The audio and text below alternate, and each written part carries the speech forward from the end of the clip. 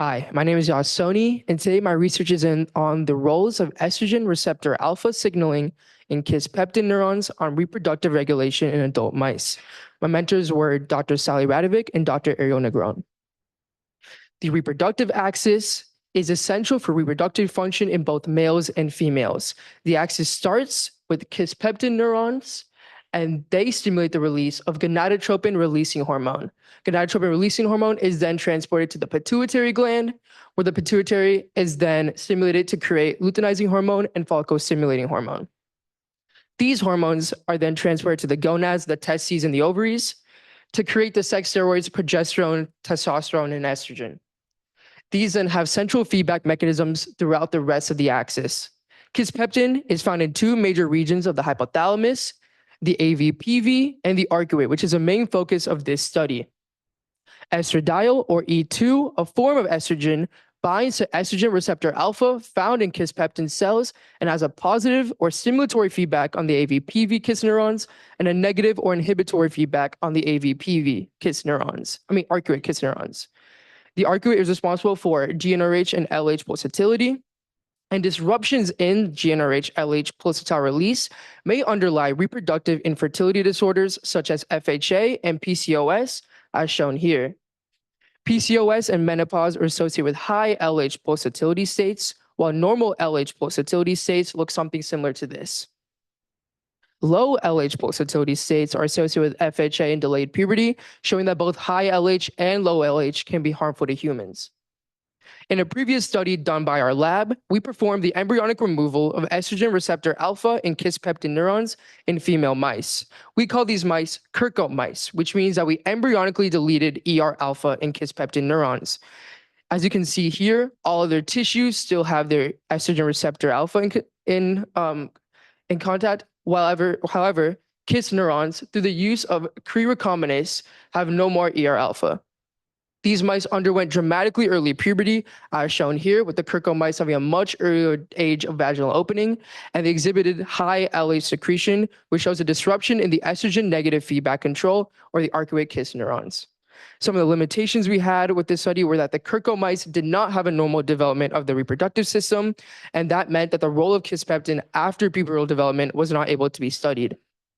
The main question of our study now is, how does estrogen signaling in adult mice or after puberty affect arcuate kisspeptin neuron function?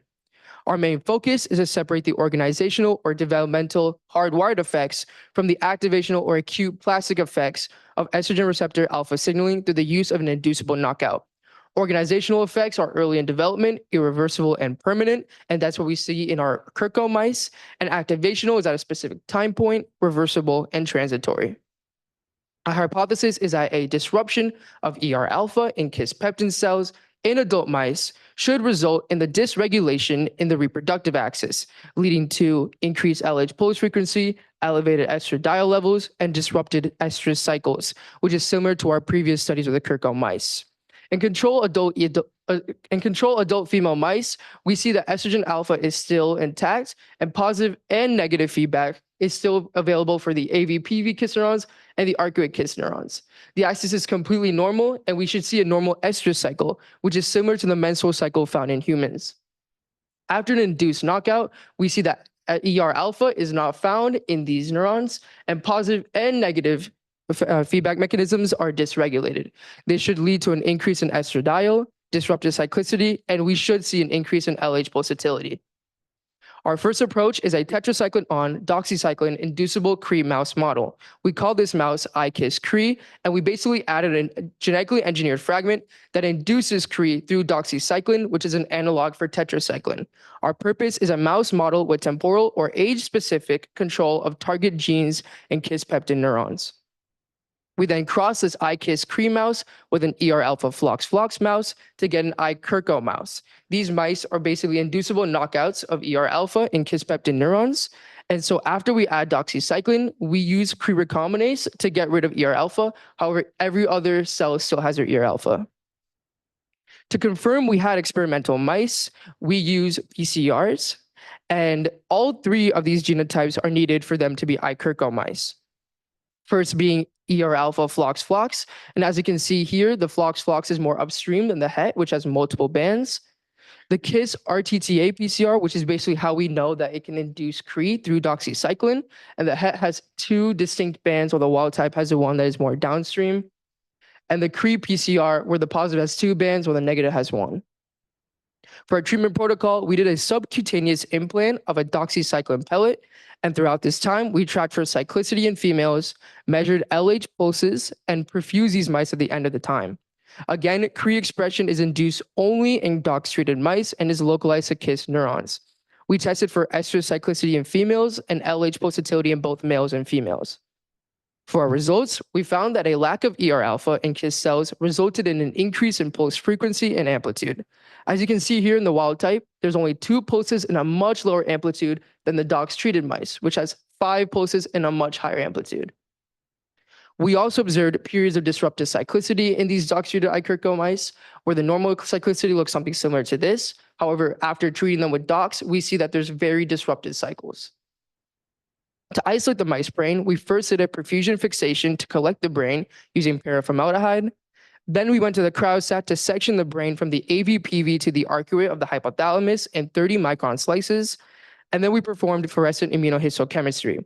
On day 1, we prepared for primary antibody incubation, and we'd use anti-KISS and anti-ER alpha. And on day 2, we did the second antibody incubation and fluorescent staining. We then mounted these tissues using a paintbrush and then moving it onto the slide. We then imaged these photos and they look something similar to this. For the first photo, we have an ARC control with no dox and there's still ICRCO mice. We first stained for KISS neurons using anti-KISS. Then we stained for ER alpha expression using anti-ER alpha. And then we overlay them together and we can see here, and here that these KISS peptide neurons express ER alpha. However, when we actually add dox to different mice, we see here, and here that KISS neurons do not express estrogen receptor alpha. We take the same photo and we magnify that part. We can see that KISS peptide does not express ER alpha more clearly. In summary, ICRCO mice lack estrogen receptor alpha expression in KISS peptide neurons through doxycycline. Sporadic periods of disrupted cycles are seen in ICRCO female mice, and in males, there's an increase in LH secretion and pulse frequency. Some limitations of this study was that it was difficult to generate these experimental mice with 3 genotypes needed, first being KISS RTTA Het, Cre positive, and ER alpha flox. And while we did achieve temporal induction, our approach did not fully separate the effects between the 2 KISS peptide nuclei. In conclusion, our early results show that a disruption in the estrogen negative feedback loop leads to disrupted cycles and increased LH pulsatility, which supports both our activational and organizational roles of ER alpha. For our future directions, we need to look at the compensatory mechanisms in response to ER alpha deletion, such as androgen receptor or ER beta, and AVPV specific effects, such as through positive feedback disruption. These should lead to impaired ovulation and blunted LH surge. I just want to thank the Radovic Lab, the Wonderster Lab, Liz, the Flinn Foundation, and also the University of Arizona, Phoenix. Thank you so much.